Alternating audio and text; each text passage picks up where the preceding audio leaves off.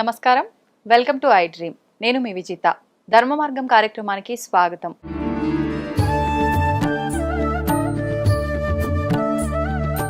ప్రస్తుతం మనతో పాటు ఉన్నారు ఇస్కాన్ టెంపుల్ నుంచి ప్రణవానంద ప్రభుజీ. ప్రభుజీతో మాట్లాడి ఆధ్యాత్మిక పరంగా ఎన్నో మంచి మంచి విషయాలు తెలుసుకుందాము. మనకు ప్రతి ఒక్కరు కూడా చెప్తుంటారు, మనం చేసుకున్న ఈ జన్మలో చేసుకున్న పాప పుణ్యాల యొక్క ఫలితమే మనం మరొక జన్మలో అనుభవించే ప్రతి ఒక్కటి కూడా ఆధారపడి ఉంటుంది అని చెప్పి. నిజంగా ఎంతవరకు ఆధారపడి ఉంటుంది? ఇదంతా నిజమేనా? ఆధ్యాత్మిక మార్గంలో నడవాలి అనంటే ఎటువంటి మనం నియమాలు పాటించాల్సి ఉంటుంది? ఆధ్యాత్మిక మార్గం వైపు గనక మనం వెళ్తే ఈ కర్మ ఫలాన్ని తగ్గించుకునే అవకాశం ఉంటుందా? ఇలాంటి మంచి మంచి విషయాలు ఇప్పుడు ప్రభుజీతో మాట్లాడి తెలుసుకుందాం. నమస్కారం ప్రభుజీ. నమస్కారం అండి. హరే కృష్ణ. హరే కృష్ణ ప్రభుజీ.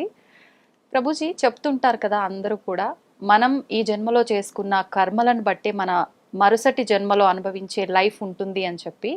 నిజంగా ఉంటుందంటారా అలా? నిజంగానే అలా ఉంటుంది కాబట్టి కర్మ సిద్ధాంతము మన సనాతన ధర్మంలో ఉన్నది. అలా లేకపోతే ఒకడు పేదవాడిలా, ఒకడు చాలా ధనవంతుడిలా, ఒకళ్ళు చాలా బుద్ధిమంతుడిగా, ఒకళ్ళు ఒక్కొక్క స్కిల్ ఒక్కొక్కడికి భగవంతుడు ఇచ్చాడు. దేని ఆధారంగా ఇచ్చారు అని అంటే పూర్వజన్మ ఫలితాన్ని బట్టి, కర్మను బట్టి ఒక్కొక్కళ్ళు ఒక్కొక్క విధంగా జన్మించారు. ఒకళ్ళు పొడవుగా జన్మించారు, ఒకళ్ళు పొట్టిగా జన్మించారు, ఒకళ్ళు భారతదేశంలో జన్మించారు, ఒకళ్ళు అమెరికాలో జన్మించారు. దేన్ని నిర్ధారించుకొని అలా ర్యాండమ్లో ఇలా ఇలా వేయలేదండి. అన్నీ కూడా మన పూర్వజన్మ యొక్క ఫలితం, పూర్వజన్మ యొక్క సుకృతం. దాని వల్లనే మనము ఒక్కొక్క జన్మ పొందటము అనేది జరుగుతుంది. మరి every action has equal and opposite reaction అని అంటారు కదా. మరి ఇప్పుడు అలా అనుభవించటము తథ్యమైనప్పుడు ఆధ్యాత్మిక మార్గంలో వెళ్ళటం ఎందుకు? ఈ పూజలు, గుడిలోకి వెళ్ళటం, ఇవన్నీ ఎందుకు అనే వాళ్ళకి ఏం సమాధానం చెప్తారు ప్రభుజీ? మనకి భగవంతుని ఆరాధన చేసేది మన జీవితం మొత్తం మార్చిపోయి, మన కర్మ అంతా తొలగిపోయి, మన కర్మ మొత్తం నష్టమైపోవటము అంటే మనం కేవలం ఆనందంగా ఉండటం కోసం కాదండి. ఈ కర్మ పరంపరనే ఆపడానికి. మనం భగవంతుణ్ణి ఆశ్రయించేది ఏదో సుఖం పొందటం కోసం ఆశ్రయించకూడదు. భగవంతుడు ఏం చెప్పాడు? సర్వధర్మాన్ పరిత్యజ్య మామేకం శరణం వ్రజ అహం త్వాం సర్వపాపేభ్యో మోక్షయిష్యామి మా శుచ. అయ్యా, నువ్వు కంగారు పడకు, నన్ను శరణాగతి చెయ్యి. అసలు ఈ కర్మకే పులి స్టాప్ పెట్టడానికి, మనం కామా పెట్టడానికి ప్రయత్నం చేయొద్దు. అందరు కూడా ఎలాగైనా సరే ఈ చెడు కర్మను ఆపేసి మంచి ఫలితాలు, మంచి ఆనందాలు, మంచి అనుభూతులు రావాలి. అది జస్ట్ మనం కామా పెడుతున్నాం అంతే. మళ్ళీ స్టార్ట్ అవుతుంది ఆ కర్మ మృత్యు పరంపర అనేది. దాన్ని పులి స్టాప్ పెట్టడానికి ఆధ్యాత్మిక మార్గము. అందుకోసం మనము కంప్లీట్ గా కర్మని తొలగించుకొని భగవంతుడి యొక్క మార్గాన్ని ప్రవేశించడమే భక్తి అని అంటే, శరణాగతి అని అంటే. ఎప్పుడైతే మనం భక్తి శరణాగతి చేస్తామో అసలు మనకి, మీరు అంటున్నారు కదా కర్మ ఫలితం కర్మనే ఉండదు, ఇంకా కర్మ ఫలితం అనుభవించాల్సిన అవసరం లేదు. కానీ ఎప్పటి వరకైతే మనం ఈ పుణ్యం చేసినా పాపం చేసినా ఈ ప్రపంచంలోకి రావాల్సింది. క్షీణే పుణ్యే మర్త్యలోకం విశంతి అని అంటారు శాస్త్రంలో. ఇప్పుడు మీరు చూడండి, మీరు ఎప్పుడైనా చిన్నపిల్లల్ని మాల్కి తీసుకెళ్ళి ఉంటారు కదా ఆడిపించడానికి. అప్పుడు మీరు డబ్బులు ఇచ్చి కొంటారు కాయిన్స్. చిన్న చిన్న గేమ్స్లలో కాయిన్స్ వేసారనుకోండి, సపోజ్ ఒక కార్ లాగా ఉంటుంది, అది ఇలా ఇలా ఇలా ఇలా ఊగుతూ ఉంటుంది. మీరు ఒక 100 రూపీస్ పెట్టి 2 కాయిన్స్ కొన్నారనుకోండి, ఆ పిల్లవాడు అంటాడు, అరే అమ్మ అయిపోయింది, నాకు ఇంకా కార్డ్స్ కావాలి, ఇంకా అరే ఎంతసేపు ఆడావో తెలుసారా, ఎంత డబ్బులో తెలుసా, 500 అయిపోయాయి, ఏం పర్వాలేదు, నాకు 1 నిమిషంలానే అనిపించింది. ఆనందం త్వరగా జరిగిపోతుందండి. ఇంత పుణ్యం చేసామనుకోండి స్వర్గంలో మనం ఇంతసేపు ఉంటాం, ఇంత పాపం చేసామనుకోండి నరకంలో ఇంతసేపు ఉంటాం. ఎందుకో తెలుసా అండి, బాధాకరమైన సిచ్యువేషన్స్ కొద్దిసేపు దాడిపినా సరే అమ్మా ఇంకెంతసేపు మనకి ఎక్కువగా అనిపిస్తుంటుంది. కాబట్టి మనకి పుణ్యము సంపాదించి ఆనందంగా ఉంటామా అనంటే మనం పుణ్యం కోట అయిపోగానే తీసుకెళ్లి మళ్ళీ ఈ ప్రపంచంలో పడేస్తారు. మనం పాపం చేస్తే నరకంలో అనుభవించాల్సి వస్తుంది, మళ్ళీ జన్మలో అనుభవించాల్సి వస్తుంది. మనకి పుణ్యము వద్దు, మనకి పాపము వద్దు.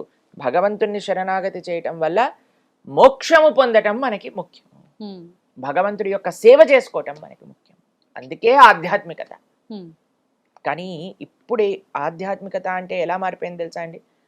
ఈ పరిష్కారం చేయండి, మీకుండే కష్టాలు పోయి మీకు సుఖ సంపత్తులు మొత్తం వచ్చేస్తాయి. ఇది ఆధ్యాత్మికత కానే కాదు. ఇది కేవలం భౌతికమైన పుణ్యము మాత్రమే.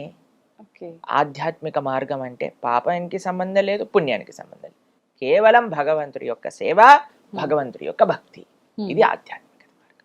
అందుకోసం మనం భగవంతుడిని ఆశ్రయిస్తాం, భక్తి మార్గంలో, ధర్మ మార్గంలో ముందుకెళ్ళాలి అని సంకల్పం చేసుకుంటాం.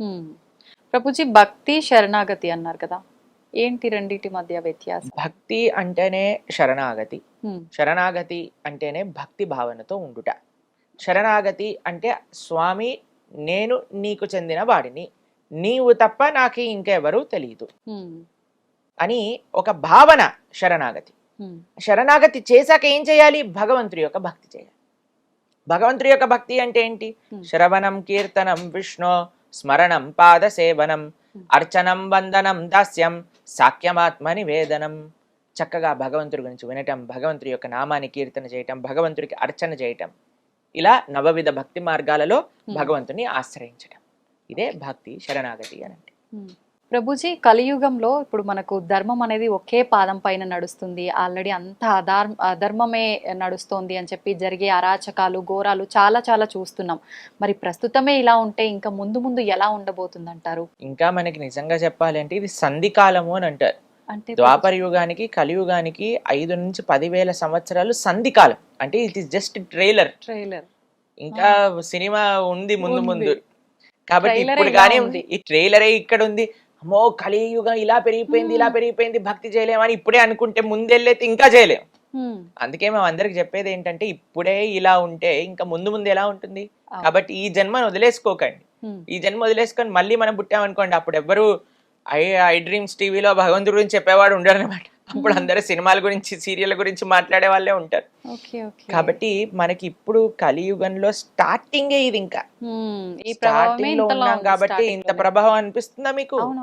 అందుకోసమే మనం జాగ్రత్తగా, అందుకే మనం అంటాం కదా దీపం ఉన్నప్పుడే ఇల్లు చక్కబెట్టుకోవాలని. అందుకే ఈ జన్మలోనే ఎంత వీలైతే అంత ఆధ్యాత్మిక మార్గంలోకి మనం వచ్చి, భౌతికత ఎన్నో జన్మలు మనం భౌతిక సంసారం చేసేసామండి, దాన్ని పక్కన పెట్టి ఆధ్యాత్మిక మార్గంలో ముందుకెళ్ళడానికి ప్రయత్నం చేయాలి అని ఎందుకు చెప్తున్నాము అని అంటే ఇది ఇంకా స్టార్టింగ్ టైమే ఇలా ఉంది. ఇంకా ముందు ముందు వెళ్ళాక ఎలా ఉంటుందో ఆలోచన చేయండి. కాబట్టి అందరూ చాలా జాగ్రత్తగా ధర్మ మార్గంలో ముందుకెళ్ళాలి. ఈ సమయంలో మనకున్న అదృష్టం ఏంటో తెలుసా అండి? ఇంతమంది యొక్క ఆధ్యాత్మిక తత్వ మధ్యలో మనం ఉన్నాం. ఇంకా మనం హరినామ సంకీర్తన జరుగుతుంది, యజ్ఞాలు జరుగుతున్నాయి, ఆలయాలు ఉన్నాయి, జనాలు వస్తున్నారు ఆలయాలకి, వ్రతాలు పూజలు అన్నీ జరుగుతున్నాయి. ఇంకా ముందుకు వెళ్తూ వెళ్తూ వెళ్తూ ఉంటే ఇవన్నీ తగ్గిపోతాయి. అందుకోసం చాలా జాగ్రత్తగా ఉండాలి. అవును, అందుకనే ప్రతిసారి కూడా ఆధ్యాత్మిక మార్గంలో వెళ్ళాలి వెళ్ళాలి, పుణ్యాలు చేసుకోవాలని చెప్తుంటారు ప్రభుజీ. ప్రభుజీ, భగవంతుడు సర్వత్రా ఉన్నాడు, ప్రతి ఒక్కరిలో భగవంతుడు ఉన్నాడు, ఎక్కడ చూసినా భగవంతుడు ఉన్నాడు, భగవంతుడు లేని ఒక ప్లేస్ అనేదే లేదు అంటుంటారు కదా. మరి భగవంతుడు అంతటా ఉన్నప్పుడు ఎందుకు ప్రత్యేకంగా ఆలయాలకి, గుళ్ళోకి వెళ్ళి భగవంతుని దర్శనం చేసుకోవాలంటారు? గాలి అంతటా ఉంది కదండి. కానీ మన కార్లో టైర్లో పంచర్ అయింది అనుకోండి, మనం ఈ పంచర్ షాప్కి వెళ్ళి అక్కడ ఎందుకు గాలి కొట్టించుకుంటాం? గాలి అంతటా ఉంది, గాలి కొట్టించుకుంటారా మీరు ఎప్పుడైనా వెహికల్లో? ఇక్కడ నుంచి గాలి ఇలా పట్టుకొని లోపలికి పంపించచ్చు కదా. సాధ్యపడదు కదా. ఎందుకు సాధ్యపడదు? గాలి అంతటా ఉంది కదా. అవును, సాధ్యపడదు. భగవంతుడు కూడా అంతటా ఉన్నాడు. గాలి షాప్ లో ఎలా అయితే ఎయిర్ కాన్సన్ట్రేటెడ్ గా ఒక దగ్గర ఉంటుంది కాబట్టి అది ఈజీగా మనం పెనిట్రేట్ అవుతుంది. భగవంతుడు సర్వత్రా ఉన్న ఆ తత్వము ఆలయ విగ్రహం రూపంలో ఒక కాన్సన్ట్రేటింగ్ గా స్వామి స్వయంగా ఆ రూపంలో అక్కడ కొలువై ఉన్నారు. ఈజీగా యాక్సెసబుల్ మనకి దేవాలయంలో భగవంతుడు.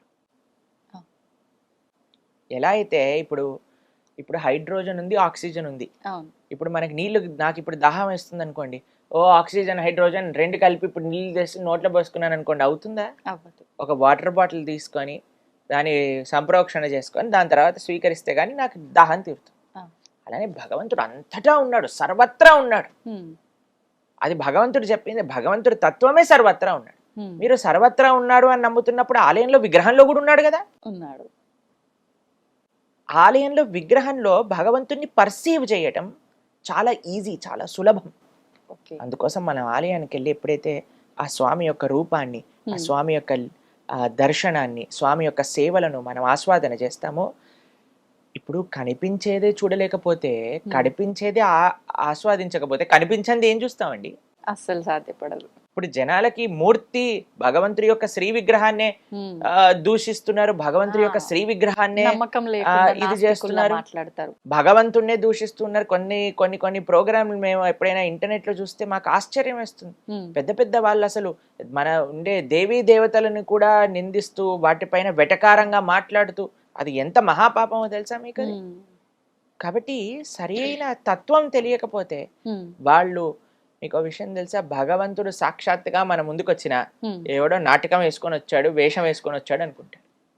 నిజమే. భగవంతుడిని చూడడానికి భగవంతుడి యొక్క కృప ఉండాలండి, లేకపోతే పర్సీవ్ చేసుకోలేరు. నిజంగా అంతటి అదృష్టం దక్కుతుందంటారా ప్రభుజీ? నిజంగా బ్రహ్మాండంగా ఎవరైతే వినయంతో, గర్వం లేకుండా శాస్త్రం పైన, ఆచార్యుల పైన, భక్తుల పైన నమ్మకం పెడతారో అటువంటి వాడికి భగవద్ దర్శనం అయి తీరుతుంది.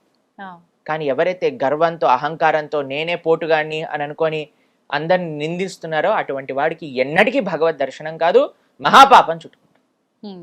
కాబట్టి మనం ఏదో మైక్ ఇచ్చాం కదా, కెమెరా ఉంది కదా అని మనకి ఇష్టం వచ్చినట్టు మాట్లాడకూడదు, చాలా జాగ్రత్తగా ఉండాలి. ప్లస్ ఇంకో విషయం చెప్తాను, ఎవరిని ఏం అడిగి తెలుసుకోవాలి అనే విషయం కూడా మనకు తెలిసి ఉండాలి. ఇప్పుడు చూడండి, మేము మీ దగ్గరకు వచ్చి ఒక న్యూక్లియర్ రియాక్టర్ని ఎలా ఆఫ్ చేయాలి అని అడిగాను అనుకోండి, మీరేం చెప్తారు? ఎవరైతే న్యూక్లియర్ సైంటిస్ట్ ఉన్నో ఆయన అడగండి అని. మనం వెళ్ళి ఆధ్యాత్మికత గురించి ఎవరెవరినో కూర్చోబెట్టి అడిగేసాం అనుకోండి, వాళ్ళ దగ్గర నుంచి వచ్చే సమాధానాలు అలానే ఉంటాయి. భగవంతుడి గురించి తెలుసుకోవాలి అని అంటే భాగవతోత్తముని అడగాలి. కాబట్టి ఎవరైతే ఆ విషయం గురించి నేర్చుకున్నారో, చదువుకున్నారో అటువంటి వ్యక్తిని మనం ఆశ్రయించడం ఫస్ట్.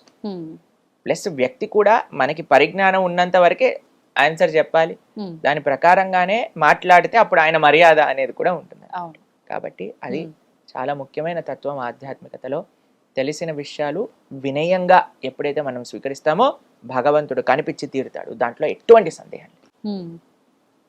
ఎవరో కోటికి ఒకరు ఉండుంటారు అట్లాంటి అదృష్టవంతులని నేను అనుకుంటా ప్రభుజీ ఈ కలియుగంలో. కృష్ణుడు భగవద్గీతలో ఏమని చెప్పారు తెలుసా? మనుష్యానాం సహస్రేషు, అంటే 1,00,000 మందిలో ఒక్కడు భగవంతుని తెలుసుకుంటాడు. వాసుదేవ సర్వమితి సమహాత్మ సుదుర్లభ, చాలా చాలా దుర్లభం భగవంతుడే అంతటా ఉన్న తత్వము అని తెలుసుకునేవాడు అని. పాపం కృష్ణుడికి ఆ ఎక్స్పెక్టేషన్ ఉందంటే అది రియాలిటీనే కదండి. పాపం కృష్ణుడి ఎక్స్పెక్టేషన్ అంతే ఉంది. బహూనాం జన్మనామ్యంతే జ్ఞానవాన్ మాం ప్రపద్యతే వాసుదేవ సర్వమితి సమహాత్మ సుదుర్లభ. బహూనాం చాలా చాలా జన్మలు ఎత్తి ఎత్తి సంసారంలో అనుభవించి తర్వాత తెలుస్తుందట అటువంటి వ్యక్తికి, అయ్యా కృష్ణుడే సర్వత్వము అని. అటువంటి వ్యక్తి చాలా దుర్లభమైన మహాత్ముడు అని కృష్ణుడు చెప్పాడు భగవద్గీత. కాబట్టి అంత ఈజీ కాదండి భగవంతుడి గురించి అర్థం చేసుకోవటం. కానీ ఎవరికైతే వినయం ఉంటుందో, విశ్వాసం ఉంటుందో వాడు అర్థం చేసుకోవచ్చు. ఇది సీక్రెట్. సీక్రెట్ ఇస్ వినయం అండ్ విశ్వాసం. ఇప్పుడు రివీల్ అయిపోయింది సీక్రెట్. ఓకే ప్రభుజీ, ధ్యానం చేస్తే చాలా మంచిదని అంటుంటారు. నిజంగా ధ్యానం చేస్తే అంత మంచిదా? ఎందుకు చేయాలి అసలు ధ్యానం? మనకి మనసుని నిగ్రహించడం. ఇప్పుడు మనసు ఏం చేస్తుందంటే అండి, వాయోరివ సుదుష్కరం అని భగవద్గీతలో అర్జునుడు కృష్ణుడికి చెప్తారు. మనసుని నిగ్రహించడం అనేది చాలా కష్టమైన విషయం. ఇప్పుడు చూడండి, ఒక్క నిమిషంలో మన ఇద్దరం మాట్లాడుకుంటున్నట్టే ఉంటుంది, కానీ మనసు అలా రౌండ్ తిప్పేసి వచ్చేస్తుంది అనమాట. మేము మాట్లాడే లోపల అన్ని ప్రదేశాలు వెళ్ళిపోయి నెక్స్ట్ ఏంటి, ఎల్లుండి ఏంటి, పోయిన సంవత్సరం ఏంటి, వచ్చే సంవత్సరం ఏంటి అన్ని తిరిగేసి వచ్చేస్తుంది. అంతే, అంత కెపాసిటీ మనసుకుంది. మనసుని నిగ్రహించడం అనేది ఎందుకు? ఒక పిల్లవాడు అల్లరి చేస్తున్నాడు అనుకోండి, అటు వెళ్తున్నాడు ఇటు వెళ్తున్నాడు ఏడుస్తున్నాడు అంటే అమ్మ ఏం చేస్తుంది, ఒక బొమ్మ తెచ్చి చేతిలో పెడుతుంది. ఎప్పుడైతే బొమ్మ చేతిలో పట్టుకుంటాడో దాంతో ఆడుకుంటూ కూర్చుంటాడు. అలా మన మనస్సు యొక్క తత్వం ఏంటి అంటే, ఇటు పరిగెత్తా అటు పరిగెత్తా, దీని గురించి ఆలోచించా, అక్కర్లేని విషయాలని నెత్తిపైన తెచ్చుకొని ఇది నా కష్టాలు, ఇది నేనే ఉద్ధరించాల్సింది అని అనవసరమైన విషయాలన్నీ మన మనసు మన పైన వేసుకుంటుంటుంది. దీన్ని ఎలా ఆపటం అంటే, ఒక చిన్న పిల్లవాడికి ఎలా అయితే మనస్తత్వమో మనసు కూడా అదే మనస్తత్వం. కాబట్టి మనసుకు ఒకటి ఇవ్వాలి. మీకు ఒక విషయం చెప్తాను. ఒక పిల్లవాడు తపస్సు చేశాడు అనమాట. ఒక యోగి వచ్చాడు ఆ మార్గంలో వెళ్తూ ఉంటే. ఆ యోగిని అన్నారు, అయ్యా నేను ఇంత తపస్సు చేశాను కదా, నాకు ఏదో ఒకటి వరంగా ఇవ్వు అని అంటే ఆ యోగి సరే అయ్యా తదాస్తు నువ్వు ఏం అడిగినా ఇస్తాను, నాకు ఒక జీనీ కావాలి అని అడిగి. జీనీ అంటే ఒక ఆత్మ లాంటిది అనమాట. అంటే మనం ఏం చెప్పినా చేసేది అనమాట. అయితే ఈయన ఏం చెప్పాడంటే ఈ జీనీని ఇస్తాను కానీ ఒక రూల్ ఉంది దీనికి, ఎప్పుడైతే నువ్వు దీనికి పని చెప్పవో అప్పుడు నేను చంపేస్తుంది, అదే చంపేస్తుంది, దీనికి ఎప్పుడు పని చెప్పు అని చెప్తాడు. సరే అని ఇంటికి తీసుకెళ్తాడు. ఇంటికి తీసుకెళ్ళంగానే చూస్తాడు, ఓ ఇల్లంతా గలీజ్ గలీజ్గా ఉంది, ఇల్లు శుభ్రం చేయి, ఒక్క నిమిషంలో శుభ్రం చేసేస్తుంది, బాసనలు దోమేస్తుంది, వంట చేసేస్తుంది, ఇల్లు కడిగేస్తుంది, వరండా క్లీన్ చేస్తుంది, గార్డెనింగ్ చేసేస్తుంది.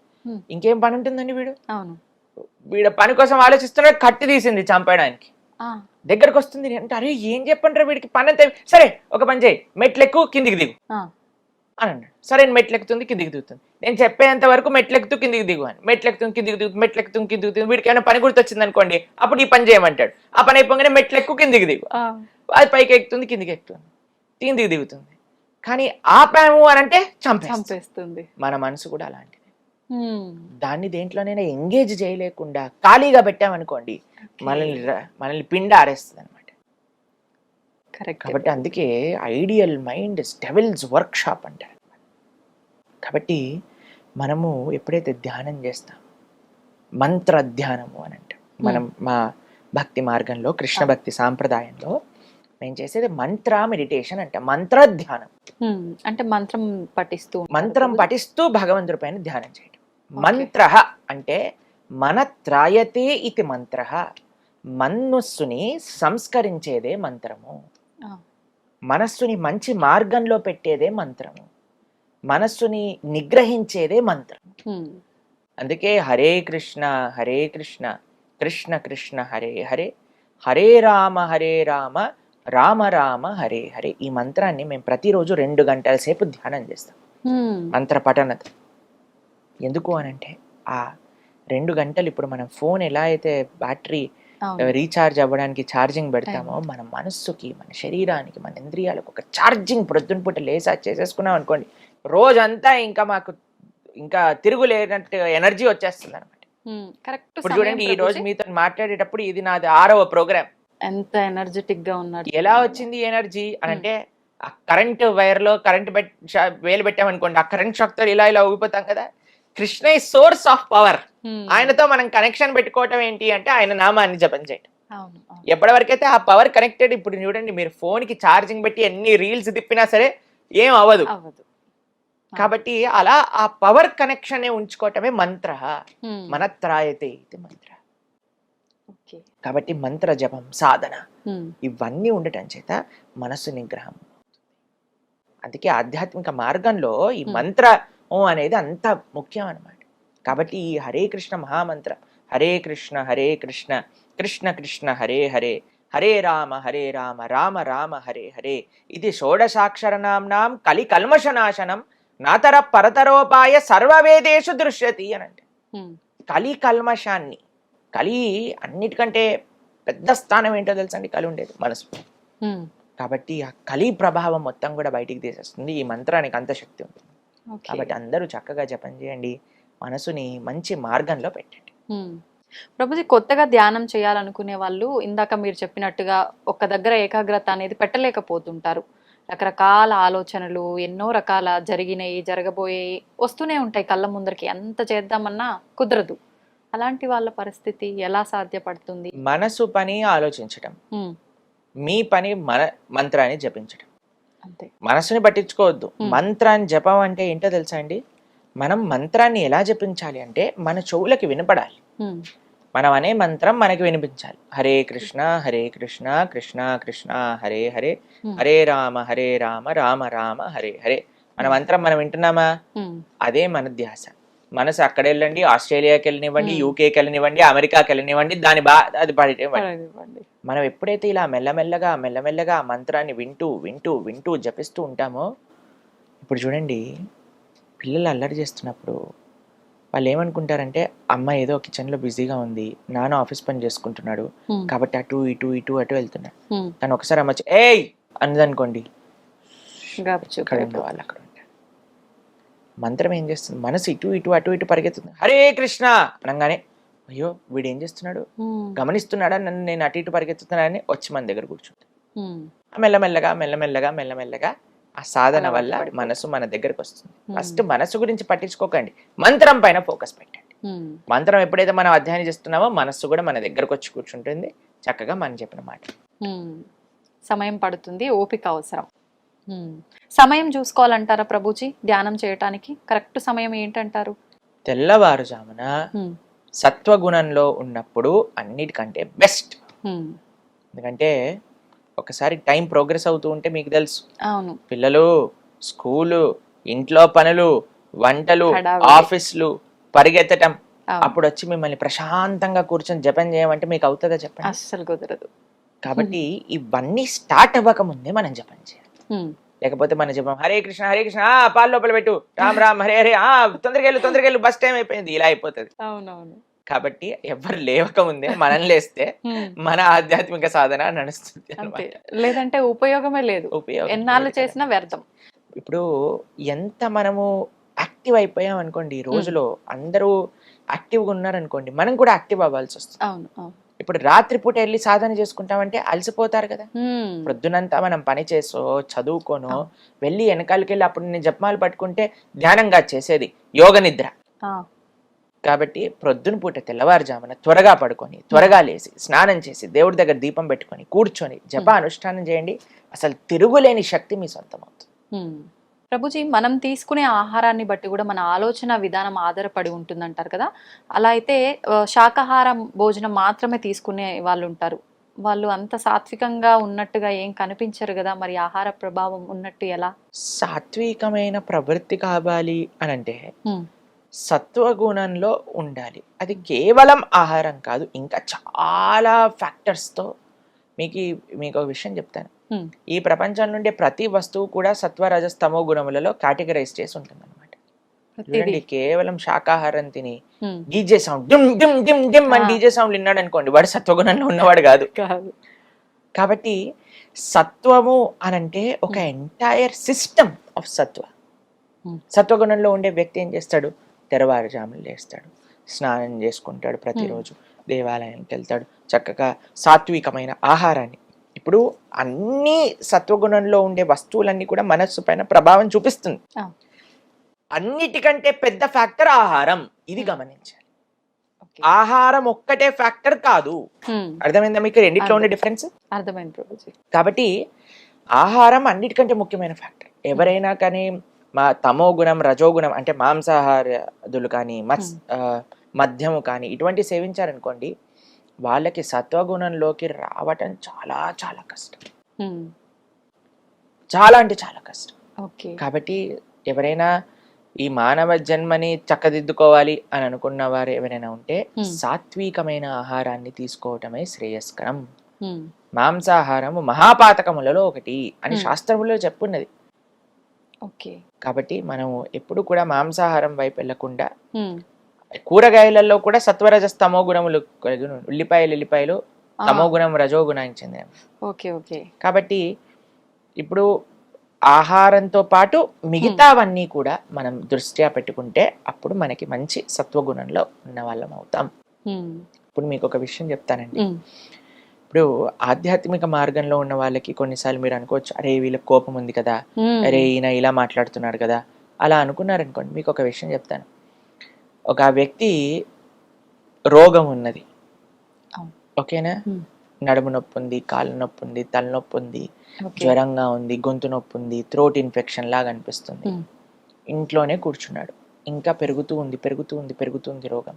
పక్కింట్లో ఇంకొకటి కూడా అదే సిమ్టమ్స్ ఉన్నాయి. ఆయన డాక్టర్ దగ్గరికి వెళ్ళి జాయిన్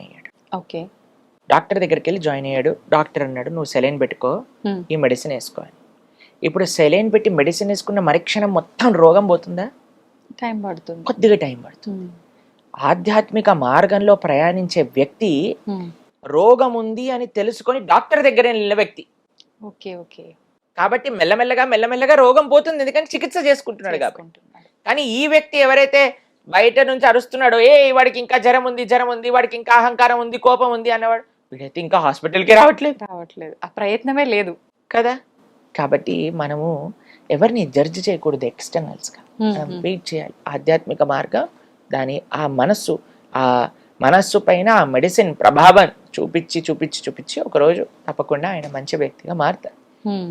కాబట్టి మన డ్యూటీ ఏంటి? సత్వగుణంలో ముందుకెళ్ళటం, ధర్మ మార్గంలో ముందుకెళ్ళటం, ధార్మికంగా ప్రవర్తించడం, ఇది మనకి. ప్రభుజీ, జీవహింస, మనం మాంసాహారం తినడం అంటే ఒక జీవిని హింస పెట్టి చంపేస్తున్నాము. అసలు జీవహింస గురించి పురాణాల్లో ఏముంది? మనం ఎంత చెప్పినా మానని వాళ్ళు ఉన్నారు. అలా ఏం లేదండి, మన ప్రవచనాలు విని చాలా మంది వేలల్లో మాంసాహారాన్ని వదిలేసిన వాళ్ళు నాకు తెలుసు. సంతోషం ప్రభుజీ, నిజంగా అలాంటి మార్పు వచ్చినందుకు. చాలా మంది మన ఛానల్లో మీరు చూడండి, ఎంతో మంది మనకు చెప్తారు, ప్రభుజీ మేము మాంసాహారాన్ని వదిలేసాము, మేము ఈ రోజు నుంచి నాన్ వెజిటేరియన్ తినము అని. చాలా సంతోషం వేస్తుంది మాకు అలాంటి వాళ్ళని చూస్తే. ఇప్పుడు చూడండి, మీకు ఒక్క విషయం చెప్తానండి. మనకి ఇంత చిన్న దోమ కుడితేనే బ్యాట్ పట్టుకొని మహాభారత యుద్ధం చేసినట్టుగా ఎక్కడుందా దోమ, దాన్ని చంపేయాలి అని 4-5 బ్యాట్లు పట్టుకొని తిరుగుతారు. ఇంత పెద్ద బండలాంటి శరీరంలో ఒక చిన్న దోమ కుడితేనే మనం తట్టుకోలేకపోతున్నాం కదా. అలాంటిది ఒక ప్రాణిని చంపేస్తుంటే మన మనసు ఎలా ఒప్పుకుంటుంది చెప్పండి? శాస్త్రంలో ఏం చెప్పారు తెలుసా? మాంసం అని మనం అంటూనే దాని యొక్క అర్థం ఏంటి అని అంటే, నేను నిన్ను ఎలా అయితే చంపుతానో నువ్వు నన్ను అలా చంపడానికి నేను నీకు పర్మిషన్ ఇస్తున్నా. అంటే ఏ ప్రాణినైతే మనం చంపుతామో వచ్చే జన్మలో ఆ ప్రాణి మనల్ని చంపుతుంది. దాంట్లో ఇంకొక చిన్న అడిషన్ అండి, ఎన్నిసార్లు చంపుతుంది అని అంటే, ఆ ప్రాణి యొక్క శరీరం పైన ఎన్ని వెంట్రుకలైతే ఉన్నాయో అన్నిసార్లు మనల్ని చంపుతుంది. ఇది వింటే ఎవ్వరు తాకరు ప్రభుజీ మాంసాహారం, భయం వేస్తుంది. అలా విన్నా సరే మారని వాళ్ళు కూడా ఉంటారు. కానీ మన ప్రార్థన ఏంటంటే, మనం ఎవరిని ఏమనట్లేదండి, మన శాస్త్రంలో ఉన్న విషయం శాస్త్రంలో కూడా వదిలేసేయండి. మనం ఇప్పుడు చూడండి, ఏ ప్రాణి అయినా చావడానికి పుడుతుందా చెప్పండి? లేదు. ఇంట్లో కుక్కలను పెంచుకుంటారు, ఎంత అల్లారు ముద్దుగా పెంచుకుంటారు. అమ్మో మై డాగి అని. ఇప్పుడు కుక్క అన్నా సరే వాళ్ళ కోపం వస్తుంది. అవును ప్రభుజీ. ఎందుకు? దానికి ఇంకా ఒక మేకకి ఏం డిఫరెన్స్ ఉంది చెప్పండి? అది ప్రాణి ఇది ప్రాణి కదా, అది జంతువు ఇది జంతువు కదా, ఇది పిల్లలు పెడుతుంది అది పిల్లలు పెడుతుంది. దీనెంత ప్రేమగా చూసుకుంటుందో పిల్లల్ని, అది కూడా అంతే ప్రేమగా చూసుకుంటుంది కదా. ఒక ఆవుకి ఒక కుక్కకి తేడా ఏముంది? ఒక పందికి ఒక కుక్కకి ఏం తేడా ఉంది? ఒక కోడికి ఒక కుక్కకి ఏం తేడా ఉంది? ఒక కుక్కకి ఒక మనిషికి ఏం తేడా ఉంది? అన్నిటికీ ప్రాణి, అన్నిటికీ ఫీలింగ్స్ ఉన్నాయి, అన్నిటికీ పెయిన్ ఎక్స్ప్రెస్ చేసే ఒక మెంటాలిటీ ఉన్నది. అందరికి ఇప్పుడు మేకని చంపాలంటే అది వచ్చి చంపు చంపు చంపు, నేను నీకోసమే పుట్టాను, నన్ను కత్తి తీసుకొని చంపేయని మమ్మల్ని ప్రాధేయపడుతుందా చెప్పండి? లేదు. ఏడుస్తాయి ప్రాణులన్నీ ఎవరైనా తన ముందు జరిగేది ఏదైనా చూసాననుకో. కాబట్టి ఆ నెగిటివిటీ, ఒక ప్రాణి చనిపోతుందంటే ఎంత ఏడుపు, ఆ ఘోష, అదంతా మన లోపలికి వచ్చి మనం కూడా తయారవుతాం. కాబట్టి మాంసాహారం తిననే కూడదు. ఇది చూడండి, మీకు ఒక విషయం చెప్తాను, ఆధ్యాత్మికంగా నో వే మాంసాహారం తినడం. Okay, big no. సెకండ్, మానవత్వ రూపంలో ఆలోచించినా సరే మాంసాహారం అనేది చాలా పెద్ద క్రైమ్ అది. మూడో విషయం చెప్తాను, ఎన్వైరన్మెంటల్ విధంగా ఆలోచించామండి. ఒక 300 మంది తినే తిండిని ఒక ప్రాణికి తినిపించి ఆ ప్రాణిని చంపి ఒక 20 మంది తింటారు. అంటే ఎంతమంది ఆహారం వేస్ట్ అవుతుందో ఇక్కడ చూడండి. కేవలం ఒక 50 మంది 20 మంది తినే తిండికి 350 మంది తినే తిండిని ఒక ప్రాణికి తినిపిస్తున్నాం. ఎన్వైరన్మెంటల్ ఇంబ్యాలెన్స్ అవ్వడానికి ఇది చాలా పెద్ద కారణం. ఎన్వైరన్మెంటల్గా, అలానే మానవీయంగా, అలానే చూస్తే మీరు ఆధ్యాత్మికంగా, ఆరోగ్యరీత్యా మీకు 100 ఎగ్జాంపుల్స్ చూపిస్తాను. డాక్టర్స్ ఇప్పుడు మాంసాహారం వద్దు, వీగన్ అని ప్రపంచం మొత్తం కూడా వీగనిజం, ప్లాంట్ బేస్డ్ డైట్ అని వైపు వెళ్తూ ఉంటుంది, మీరు చూసే ఉంటారు. కాబట్టి ఇప్పుడు చూడండి, చాలా మంది అంటారు మనకి ఇలా కెనైన్ టీట్ ఉన్నాయి, కెనైన్ టీట్ ఉంటే మనం కార్నివరస్ అని. ఇప్పుడు కార్నివరస్, ఇప్పుడు చూడండి, కుక్క కానీ మీరు పులి కానీ ఏం చేస్తాయండి? అదేమన్నా వండుకొని తింటాయా? మసాలాలు వేసి తందూరి చేసుకొని తింటాయా? అది పచ్చిగా తింటాయి. కాబట్టి దానికోసమని ఆ పండ్లు ఇచ్చారు. మీరు కూడా పచ్చిగా తినండి. వెళ్ళి మార్కెట్లో ఇక్కడ మేక అనిపిస్తుంది అని పట్టుకొని యాని కొరికి తినండి, అప్పుడు మనకేం ప్రాబ్లం ఉండదు. కానీ మనం మాత్రం దాన్ని చంపి వండుకొని తింటున్నామంటే you are not meant for that. Hmm. Plus మీకు ఒకటి చెప్తాను, హ్మ్. కార్నివరస్ యానిమల్స్ అంటే మాంసాహారం తినే జంతువులకి ప్రేగులు చిన్నగా ఉంటాయి, ఓకే. ఎందుకంటే అది తొందరగా బయటికి వెళ్ళిపోవాలన్నమాట. ఆహాహా! కానీ మనది ఆవుకి ఎలా అయితే హెర్బివరస్ యానిమల్స్కి ఎలా అయితే ఇంటెస్టైన్స్ ఉంటాయో అలా మనకు ఉంటాయి. హ్మ్. అలా మనకి ఇంటెస్టైనల్ సిస్టమ్ వచ్చినప్పుడు మనం ఎప్పుడైతే మాంసాహారం తింటామో అది అరగడానికి 2-3 రోజులు పడుతుంది. ఓకే. అంటే మన శరీరంలోనే కుళ్ళిపోతుంది అన్నమాట. కుళ్ళిపోతుంది. దానివల్ల కొలెస్ట్రాల్ అని, క్యాన్సర్స్ అని చాలా ఎక్కువ మనకి రీసెర్చెస్ కూడా ఉన్నాయి. చూస్తున్నాం ప్రభుజీ ప్రెజెంట్. అవును. ఇది ఆరోగ్యరీత్యా. హ్మ్. తర్వాత మీరు ఎన్నైనా మీరు చెప్పండి ప్రభుజీ, ఏ ఫ్రంట్ లో మాంసాహారం తింటాం కరెక్ట్ అంటే ఏ ఫ్రంట్ లో కూడా మాంసాహారం తింటాం. మాంసాహారాన్ని బంద్ చేసేయాలి. కానీ ప్రభుజీ మీరన్నారు ఆధ్యాత్మిక పరంగా దూరము ఏ రకంగా పనికి రాదు అని. కొంతమంది అంటారు ఇప్పుడు ఆధ్యాత్మిక పరంగా అమ్మవార్లకి జంతు బలులు ఇస్తుంటారు, అది ఎప్పటి నుంచో వస్తున్న ఆచారము. అమ్మ వారు అని మీరు అంటున్నారు కదా, అమ్మ అమ్మతనము అని మనం ఒక దేవతని అమ్మ అని పిలిచినప్పుడు నీకెంత అమ్మనో ఆ మేకకు కూడా అంతే అమ్మ ఆ తల్లి. హ్మ్. శివుడిని ఏమంటారండి? పశుపతి అని అంటారు. హ్మ్. అంటే పశువులకి ఆయన పతి, అంటే పశువులకి ఆయన ఆయన ఒక నియంత, హ్మ్. పశువులకి స్వామి. శివుడి యొక్క భార్యే కదండి అమ్మవారు. అవును. ఇప్పుడు ఈయనేమో పశువుని ప్రేమించే వ్యక్తి అయితే ఆవిడ్ని చంపేసైనా ముందు వేసేసే మేకని అప్పుడే నేను కృపణిస్తా అంటే హ్మ్. ఎంత అన్యాయం చెప్పండి. అలా అమ్మవారు అంటదా చెప్పండి? అసలు హ్మ్. ఇక్కడ ఏ శాస్త్రం నుంచి తెచ్చారు ఏంటి అసలు? అసలు అవైదికం అది. హ్మ్. అమ్మ జగదంబ అంబిక, అమ్మ అమ్మతనంలో ప్రేమ ఉంటుంది కానీ అమ్మతనంలో హింస ఉండదండి. హ్మ్. కాబట్టి పశు బలి అనేది వైదికం కాదు. ఓకే. కాబట్టి అమ్మవారికి ఎవ్వరికి పశుబలి ఇవ్వటం వీలే ఉండదు. హ్మ్. మాంసము మద్యము ఎవరైతే సమర్పణ చేస్తారో అది తామసిక ఆరాధన అవుతుంది. అటువంటి వాళ్ళ ఫలితాలు ఇప్పుడు పెద్ద పెద్ద వాళ్ళు కూడా టీవీలో కూర్చొని కంపల్సరీ మీరు పెట్టాల్సిందే నాన్ వెజిటేరియన్, కంపల్సరీ మీరు పెట్టాల్సిందే లిక్కర్ అని మాట్లాడుతున్నారు. హ్మ్. వాళ్ళందరూ పాపం సంపాదించటమే కాకుండా 10 మందికి ఆ పాపంలో భాగ్యస్వామం చేస్తున్నారు. హ్మ్. ఈ జీవితం వచ్చింది ఈ ఒక్క పాయింట్ అర్థం చేసుకోండి. ఈ జీవితం వచ్చింది భౌతికమైన కోరికలు సంపాదించటం కోసం కాదు. హ్మ్.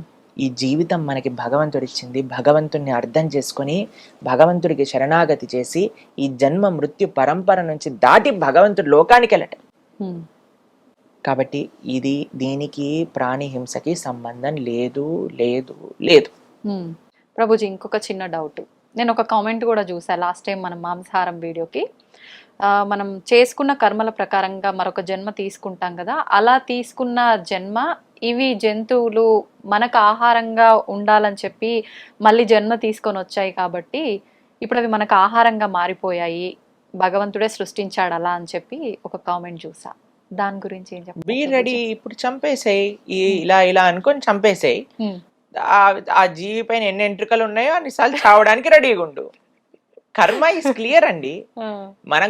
నేను కళ్ళకు గంతులు కట్టుకొని సిగ్నల్ క్రాస్ చేస్తా, నేను సిగ్నల్నే చూడకుండా క్రాస్ చేస్తా, నీ కర్మ ఫైన్ కట్టాల్సిందే కదా. కట్టాల్సిందే. ఇంకా దురదృష్టవంతుడు అయితే యాక్సిడెంట్ అవుతుంది. కాబట్టి ఎంతో ప్రమాదం. నాకు తెలియదు, నేనేం చూడను, నాకేం తెలియదు, నాకు సిగ్నల్ తెలియదు, నాకు ఈ రూల్స్ అని తెలియదు, పో నీ ఇష్టం. అంతే. కాబట్టి వాడి జన్మ వాడి బాధ్యత ప్రమాదాలు. కదా. కాబట్టి ఇలాంటి ఎన్ని లాజిక్లు ఉపయోగించి ఎన్ని విధాలుగా నువ్వు కర్మ చేసినా సరే కర్మని తప్పించుకోలేవు. ఇది అర్థం చేసుకోవచ్చు. ఇంకొంత పాపం మూట కట్టుకుంటున్నారు. ఇప్పుడు ఒకడు మర్డర్ చేసేసాడండి, పోలీసులు వచ్చి పట్టుకున్నారు. Hmm. ఏయ్ మర్డర్ చేసా పదా జైలుకి, నాకు మర్డర్ చేయటం తప్పని తెలియదు, వదిలేస్తాడా? అస్సలు వదలరు. చెప్పండి. కాబట్టి ఇప్పుడు నా కర్మ వాడు నా చేతిలో చంపబడటం ఆయన కర్మ అని చెప్పాడు అనుకోండి, పోలీసు వాడు వదిలేస్తాడా? లేదు. కాబట్టి మన విచక్షణ, భగవంతుడు బుద్ధి కూడా ఇచ్చాడు కదా. అవును. కాబట్టి మన విచక్షణ ఉపయోగించి మనం ఏది మంచి ఏది చెడు అని ఆడాలి. కాబట్టి ఈ జిహ్వని కంట్రోల్ చేసుకోవటం అనేది మీకు విషయం చెప్పనా, అన్నిటికంటే ఈజీ ఆధ్యాత్మిక మార్గాలు. మిగతా ఇంద్రియములు కంట్రోల్ చేసుకోవటం కంటే జిహ్వని కంట్రోల్ చేసుకోవటం అత్యంత ఈజీ. ఎవరికైతే జిహ్వ కంట్రోల్ అవ్వదో అటువంటి వాడు ఆధ్యాత్మిక మార్గానికి పనికిరాడు, చాలా కష్టం అని చెప్పాలి. కాబట్టి మీరు ఇప్పుడు చూడండి, పుట్టినప్పటి నుంచి ఒక విధంగా మాంసాహారం తిని పెరిగేవాడు పొద్దున మధ్యాహ్నం రాత్రి సాయంత్రం అర్ధరాత్రి మాంసాహారమే తిని పెరిగిన వాళ్ళందరూ కూడా వీగనిజం అంటూ ప్రాణి హింస చేయకూడదు అని పాశ్చాత్య దేశాలలో వెజిటేరియన్స్ గా మారిపోతున్నారు. మనకి ఎంత మన భారతదేశంలో పుట్టి ఇవన్నీ తెలుసుకున్న వాళ్ళని మారటంలో ఏం ప్రాబ్లం ఉంది చెప్పండి. కాబట్టి ఎంత వీలైతే అంత తొందరగా మాంసాహారాన్ని మానేయండి, లేకపోతే మహాపాపం. ఈ కర్మ, కలెక్టివ్ కర్మ కూడా మనకి తయారవుతుంది అనమాట. ఇప్పుడు కొన్ని దేశాలలో చాలా మనకి సడన్ గా హఠాత్తుగా భూకంపాలు రావటం, న్యాచురల్ కెలామిటీస్ రావటం ఎందుకు వస్తాయి అని అంటే, ఇప్పుడు కలెక్టివ్ కర్మ, అందరూ చేసే పాప కర్మ, ఆ నెగిటివ్ వైబ్రేషన్ ఒక్కసారిగా ఒక దగ్గర కాన్సన్ట్రేట్ అయితే ఇలాంటివి వస్తాయి అని కూడా రీసెర్చెస్ ఉన్నాయి. కాబట్టి మనం ఏ ప్రాణిని హింస పెట్టకుండా మనం జీవిద్దాం, ప్రతి ఒక్క ప్రాణిని జీవించే హక్కు వాళ్ళకి ఇద్దాం, అంతే అండి. మనం ఏదో సృష్టించి అందరిని ఉద్ధరించి ఏం చేయాల్సిన అవసరం లేదయ్యా. నువ్వు బ్రతుకు, వేరే వాళ్ళని బ్రతకని, అదే పెద్ద సేవ నువ్వు మానవుడిగా చేయడానికి. ప్రభుజీ, మనం ఆహారం తీసుకుంటున్నామంటే అది శాకాహారమైనా మాంసాహారమైనా, జీవులని ప్రాణం తీయడం అంటే చెట్టుకి మొక్కకి కూడా ప్రాణం ఉంటుంది కదా, మరి దాన్ని కూడా మనం తింటాం. చాలా మందికి ఇదే ప్రశ్న చేస్తారు. ఇప్పుడు మనం ఎప్పుడైనా మాంసాహారం గురించి, అయ్యో ఈ